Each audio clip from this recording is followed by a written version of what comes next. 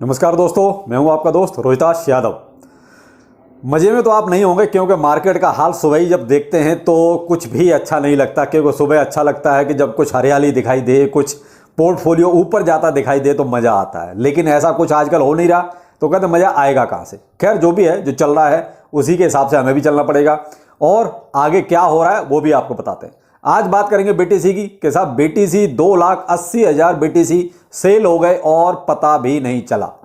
अब वो कैसे हुए, कब हुए, कहाँ हुए, किस किस पोर्टफोलियो में हुए, चलिए सारी डिटेल में बात करते हैं। दूसरा, क्या डॉज कॉइन नीचे जाएगा अब?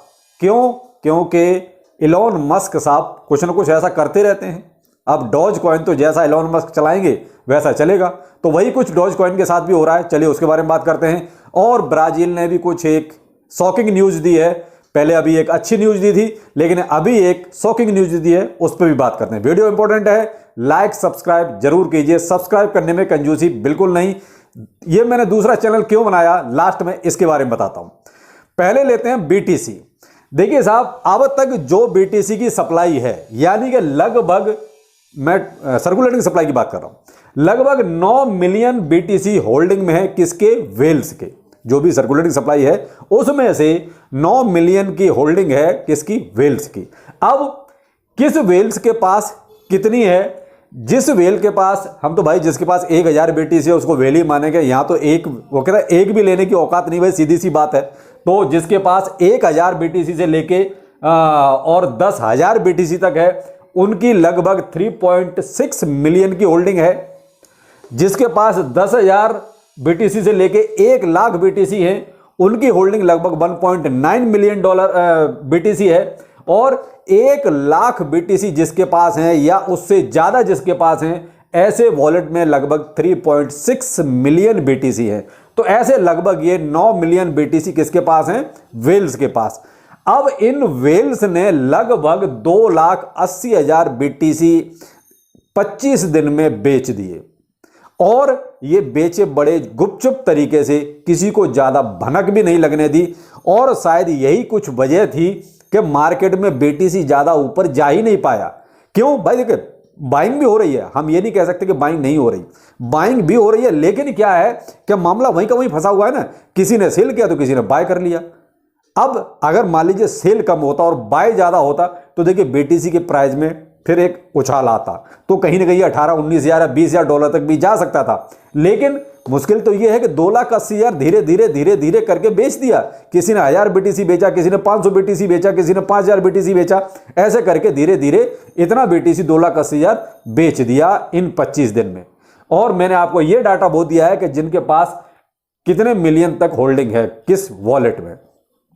तो यही कहेंगे साहब, बीटीसी का प्राइस इसीलिए नहीं बढ़ रहा कि देखिए हमें नहीं पता चल रहा है, धीरे धीरे पीछे सेल आउट भी हो रहा है। और मैंने आपको वही बताया कि इतना बीटीसी सेल हुआ और किस वेल्स के पास, किस वॉलेट में कितना कितना बीटीसी अवेलेबल है, वो चीज आपको यहां पर रखी। तो ये था कुछ बीटीसी का वो हाल कि हम बीटीसी का प्राइस बढ़ता हुआ क्यों नहीं देख पा रहे। तो देखिए ये है हाल, इस वजह से बीटीसी का प्राइस हम बढ़ता हुआ नहीं देख पा रहे। और कहीं ना कहीं अगर यही कंटिन्यू रहेगा, यानी कि सेल पीछे धीरे धीरे होता रहेगा। देखिए कोई बहुत बड़ा ट्रांजैक्शन आता है, जैसे मान लीजिए भाई 2,000, 5,000, 10,000 बीटीसी किसी ने बेचा, तो वो एकदम से हाईलाइट हो जाता है। लेकिन क्या है कि इस तरीके का ये कोई ट्रांजैक्शन नहीं था। कोई 10,000 बीटीसी या 15,000 या 20,000 बीटीसी किसी ने बेचा हो, थोड़ा थोड़ा करके बेचा है, 1,000, 500, 2,000 इस तरीके से बेचा है। तो वो क्या है, ज्यादा हाईलाइट भी नहीं हुआ। लेकिन एक ग्लास नोड ने जो एक डाटा निकाला, उसमें उन्होंने बताया कि 25 दिन में 2,80,000 बीटीसी धीरे धीरे सेल हो गया। और उसका इंपैक्ट हमें मार्केट पे दिखाई दे रहा है कि बीटीसी का प्राइस नहीं बढ़ रहा। कहीं ना कहीं यही वजह है कि मार्केट साइड में हो गया है, स्लो हो गया है, बोरिंग हो गया है। सिर्फ यही वजह है। बाकी अब आते हैं हम इधर इलॉन मस्क और डॉज कॉइन। देखिए साहब, डॉज कॉइन हम तो हमेशा कहते हैं कि इलॉन मस्क जैसे चलाएंगे वैसे डॉज कॉइन चलेगा। अब तक ये था कि भाई कहीं इसका शायद इंटीग्रेट हो जाएगा ट्विटर के साथ। ट्विटर में जो पेमेंट होगा वो डॉज कॉइन के जरिए होगा या क्रिप्टो करेंसी के जरिए होगा, किसी भी तरीके से। इन दोनों तरीकों में से यही माना जा रहा था। तो कहीं ना कहीं डॉज कॉइन का प्राइस एक अच्छा खासा पंप मार जाएगा। लेकिन कल से देखिए अब प्राइस नीचे जा रहा है। उसकी वजह यह है कि इलॉन मस्क ने एक पोल कर लिया अपने ट्विटर पर कि साहब क्या मुझे हेड का पद छोड़ देना चाहिए। तो भाई साहब लोग भी इतने ज़्यादा उतावले थे कि उन्होंने कह दिया करीब 50% से ज़्यादा लोग, लगभग 52% शायद या 54% लोगों ने ये कहा कि आप हेड का पद छोड़ दो। तो भाई साहब आप एक बात बताइए, जो आदमी जिसका प्रोडक्ट है और उसी को आप ये कहो कि भाई आप हेड का पद छोड़ दो, तो कहीं ना कहीं नेगेटिविटी तो आएगी। और वही नेगेटिविटी वो कहते हैं इलॉन मस्क पे ज़्यादा फर्क नहीं पड़ता, लेकिन डॉज कॉइन पे फर्क कुछ ज़्यादा ही पड़ जाता है। तो वही कहीं ना कहीं अब ये लगने लगा कि भाई अगर ट्विटर में हेड जो है इलॉन मस्क नहीं रहेंगे तो फिर डॉज कॉइन पे इतना ज़्यादा फोकस होगा ही नहीं। फोकस होगा नहीं तो कहीं ना कहीं डॉज कॉइन का प्राइस हो सकता है नीचे जाए, लेकिन फिर भी ट्विटर रहेगा तो भाई इलॉन मस्क का ही, कोई और तो नहीं ले रहा ना उसको। बेशक हेड किसी और को बना दिया जाएगा, लेकिन फिर भी वो हेड भी चलेगा तो भाई उन्हीं के इशारे पे, इलॉन मस्क के इशारे पे, हेड के अपने हिसाब से चलेगा। लेकिन क्या है कि मार्केट है तुरंत तो उसका नेगेटिव पॉजिटिव हिसाब लगा के और ऊपर नीचे कर देती है। तो ये हुआ साहब डॉज कॉइन में।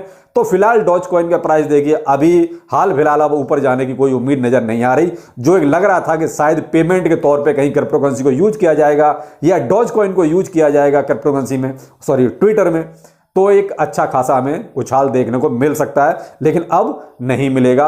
आप थोड़ा सा अब इंतजार और बढ़ गया। अगला डिसीजन क्या होता है, क्या इलॉन मस्क इसके बारे में सोचेंगे, तो वो आगे देखते हैं। तो यहां पर मैं प्राइस और बता देता हूं। देखिए अभी ज़्यादा नहीं, एक हफ्ते पहले की बात है जब डॉज कॉइन का प्राइस $0.09 तक पहुंच गया था कि लग रहा था ये जो है एक जीरो किल कर देगा, यानी कि तो अब यहां से घट के जो है $0.077 पे आ गया, यानी कि प्राइस लगभग 7-8% इस 7 दिन में नीचे ही आ गया बजाय ऊपर जाने के। तो ये है साहब, देखिए कहते हैं ना कि ट्वीट कहीं ना कहीं बड़े लोगों के ट्वीट जो है ना मार्केट को बहुत ऊपर और नीचे करते हैं, सिर्फ यही वजह। अगर ये लोग थोड़ा सा ट्वीट पॉजिटिव कर दें ना सब मिलके, तो भाई साहब मार्केट में एक अच्छा खासा यहां से अप ट्रेंड शुरू हो जाएगा। लेकिन अभी शायद ये लोग भी नहीं चाहते, शायद ये डाउन करके और बाइंग करना चाहते हैं, कुछ मंशा ऐसी ही लग रही है। खैर जो भी है, ब्राजील अभी पीछे बहुत अच्छी इसने न्यूज़ दी थी कि साहब वहाँ सब कुछ रेगुलेट हो गया है और इसको यूज कर लिया है पेमेंट सिस्टम वगैरह में सबको। लेकिन आज ब्राज़ील ने एक शॉकिंग न्यूज़ भी दे दी और उन्होंने जो है लगभग 150 क्रिप्टो करेंसी वॉलेट्स सीज कर दिए हैं, फ्रीज कर दिए हैं। उसकी वजह उन्होंने बताई है कि ये सारे के सारे वॉलेट्स कहीं ना कहीं टेररिस्ट एक्टिविटी में शामिल हैं। तो भाई देखिए ये कहीं ना कहीं एक बहुत ज़्यादा नेगेटिव चीज़ है। अपने यहाँ तो यही चीज़ चल रही है कि भाई ये मनी लॉन्ड्रिंग, टेररिस्ट और ये सब फलाना ढिमका, अपने यहाँ तो इसी को आधार बना के जो है हमेशा क्रिप्टो करेंसी को टारगेट किया जाता है। लेकिन ब्राज़ील से भी एक नई चीज़ ये निकल के आई, तो कहीं ना कहीं लगता है कि वाकई में इसका यूज कहीं ना कहीं गलत तो है। भाई देखिए हम अपने यहाँ मानते हैं कि हो सकता है कि भाई हमारे यहाँ सरकार नहीं चाहती इसलिए बोल रही है, लेकिन भाई ब्राज़ील ने तो बाकायदा इसको वो कहते हैं पेमेंट सिस्टम में शामिल कर दिया। एक बहुत अच्छी गुड न्यूज़ ब्राज़ील से ही आई थी। लेकिन अब वहीं के लोग इस भाई वहाँ के कोर्ट ने, भाई वहाँ ये को सरकार ने किया, सरकार ने नहीं, वहाँ की कोर्ट ने ये 150 वॉलेट्स को सीज किया है। तो भाई देखिए कोर्ट पे हम वो कहते हैं कोई भी उंगली नहीं उठा सकते, सरकारों पे उंगली उठा सकते हैं, उनके नेताओं पे उंगली उठा सकते हैं, लेकिन ये कहें कि हम किसी कोर्ट के डिसीजन पे क्या कहते हैं उंगली उठाएं, तो नहीं, वो फिर गलत हो जाएगा।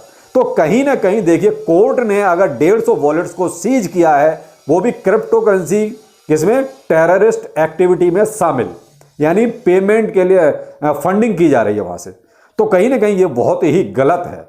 कहीं ना कहीं क्रिप्टो करेंसी के लिए ये नेगेटिव पॉइंट है कि भाई ये चीजें हो रही हैं तो वाकई में गलत है। फिर तो रेगुलेट होना बहुत ही कंपलसरी है और बहुत जरूरी है, तभी कुछ जो है क्रिप्टो करेंसी में अच्छा हो पाएगा। तो जो भी है, लेकिन जो चीजें सामने हैं हमें वो फेस करनी पड़ेगी। वही कहा ना, आजकल इस गंदगी को साफ किया जा रहा है। अब इसमें सफाई में देखिए थोड़ा टाइम तो लगेगा ही, लेकिन यह है कि जो भी आने वाला वक्त है क्रिप्टो करेंसी के लिए बहुत अच्छा होगा और सुनहरा होगा। लेकिन यहाँ थोड़ा सा BTC का हिसाब जो है वो थोड़ा सा नज़र में रखिएगा, क्योंकि BTC में पीछे पीछे जो है देखिए सेलिंग भी चल रही है, जो कहीं ना कहीं हमें दिखाई नहीं दे रही। इसलिए नहीं दिखाई दे रही क्योंकि कोई बड़ा ट्रांजैक्शन नहीं हो रहा है। जिस दिन बड़ा ट्रांजैक्शन होगा उस दिन वो हाईलाइट भी होगा और दिखाई भी देगा। लेकिन आप देख लीजिए 2,80,000 BTC 25 दिन में सेल हो गया। क्या कहीं कोई खबर ऐसी निकल के आई? नहीं आई। ये ग्लास नोड ने बाकायदा एक डाटा जारी किया कि साहब इतना सेल हो गया, इसी वजह से BTC साइडवे है। तो कहीं ना कहीं वेल्स अपना पीछे पीछे काम कर रही हैं, जो हमें नहीं दिखाई दे रहा। अब यहां पर मैं आपको एक सवाल का जवाब जरूर देना चाहूंगा, क्योंकि यहां कुछ लोगों ने सवाल किया, सर जब आपके पास एक चैनल है तो दूसरा क्यों खोल लिया आपने? ये मैं आपको एक बहुत सीधा सा जवाब देता हूं। देखिए ये जो YouTube है ना, ना मेरा है ना मेरे पिताजी का है, मैं आपको बहुत क्लियर कट बोलूं। तो अब एक चीज बताइए, यहां पर अगर बैकअप के तौर पर अगर कोई चीज आप नहीं रखेंगे तो आपके लिए सबसे बड़ी समस्या है, बहुत बड़ी प्रॉब्लम में आप फंस जाएंगे। क्योंकि यूट्यूब एक ऐसी चीज है जहां कभी भी आपका कोई भी चैनल डिलीट किया जा सकता है। यूट्यूब की मर्जी है, वो जिस दिन आप पे एलिगेशन लगा के आपका चैनल डिलीट कर देगा, यानी कि आपका सब खत्म, यानी आपका चैनल खत्म, आपके व्यूअर खत्म, आपके सब्सक्राइबर खत्म, यानी आप जीरो। तो उसके बैकअप के लिए आपको एक चैनल हमेशा रखना चाहिए। मैं सबको एडवाइस करूंगा जो भी यूट्यूब पर काम करते हैं या यूट्यूब पे वीडियो बनाते हैं कि आप बैकअप के तौर पे एक चैनल और रखें, जिससे कि अगर मान लीजिए किसी एक चैनल के साथ कोई प्रॉब्लम आती भी है तो आपके पास दूसरा चैनल है, आपके व्यूअर कम से कम आपके साथ जुड़े हुए हैं। अगर मान लीजिए जिसके पास एक ही है तो ऐसा आपका व्यूअर भी गया, आपके सब्सक्राइब भी गए, और जब आप कोई नया चैनल शुरू करेंगे तो जरूरी नहीं है कि हमारा और आपका जो है बहुत जल्दी मिलन हो पाए। क्यों? कभी रिकमेंडेशन में आपके पास मेरा चैनल जाएगा तो फिर आप उसको सब्सक्राइब करेंगे, और ये जरूरी नहीं है कि इतनी जल्दी हो पाए। तो इसलिए दूसरा चैनल बैकअप के लिए होना चाहिए।